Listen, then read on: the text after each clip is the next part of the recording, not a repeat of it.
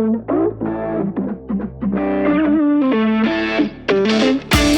we're going to start with our M12 FUEL die grinders. So a lot of you probably have already used or are using our M12 FUEL ratchets, our M12 FUEL stubbies. Those products are game-changing solutions for the automotive technician out there.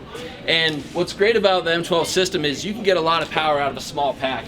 And when we're in the shops, the demand has been unreal for a cordless solution when it comes to die grinding. So there is no cordless solution out there right now that a professional uses that runs off a battery. A few things had to be done right if we were going to go ahead and replace a pneumatic die grinder. First and foremost, you have to have the power that a pneumatic die grinder has. So we're happy to report that we're putting out 20% more power than the market leader out there when it comes to the die grinding space. It's putting out 0.3 horsepower compared to the 0.25 horsepower that you see most common in the shops. To prove that, we're going to do a quick demo. So I need one volunteer, and since Hugh go back from our days in Denver, you're going to come up and help. So you have your safety glasses? Voluntold. All right, cool, perfect. So what we have set up here is we're going to flip the switch. Both these are going to turn off at the same time. Perception of power to the user is how hard can I push on the back of this tool before it bogs down. And what we have here is 1 pound weights. We're going to add them on and just see which one's able to last longest in the torture test. So you ready? Is that the weight of the Yep, so just stack it right there. Okay. All right.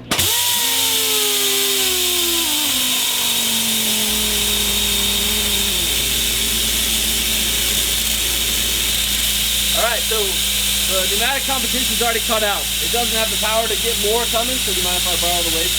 Yep. Alright, cool, thank you. So, even though we have a 12-volt battery pack, this product is still spinning almost twice as much weight before it bogs down. So let's give Hugh a nice round of applause. Thank you. Appreciate it. Yeah.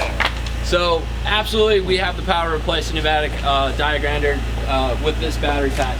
Second, runtime. So everybody asks, well, I mean, I do a lot with my die grinder, a lot of work on it. It's gonna have the runtime. So we did some runtime testing. It was a lot of fun. And when we did that, we were actually able to remove over 250 linear feet of silicone gasket off aluminum. So to put that in perspective, that'd be about 5 transmissions. So if you're doing 5 transmissions on one 2.0 pack before your next battery's charged, then you are moving extremely fast. You deserve a raise. You're the world's best mechanic. But by the time this battery's all out, the next one's ready. Or if you're doing a big job, you have the 2.0, or I'm sorry, the 3.0, the 4.0, the 6.0 packs that you can add on to it. Second, a lot of users were talking about, I want to have variable speed. My die grinder now has variable speed. I need that with the cordless.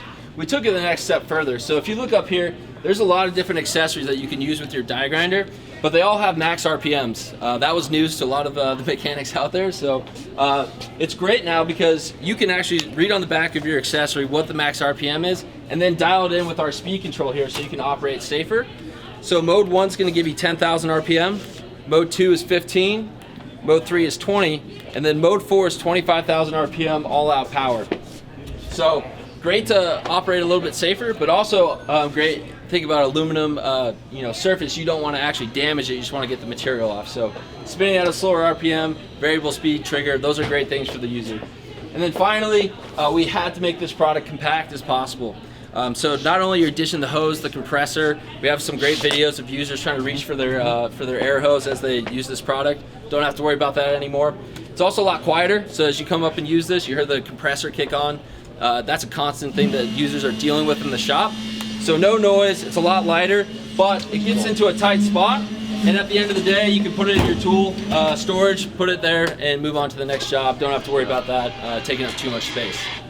So this is coming out October 1st of this year. We'll also have an inline version coming out about 3 months later, which will be coming out in January of 2020. So price is going to be very similar to what the ratchets and the stubbies cost right in that ballpark. We're not finalizing the pricing yet. So cool.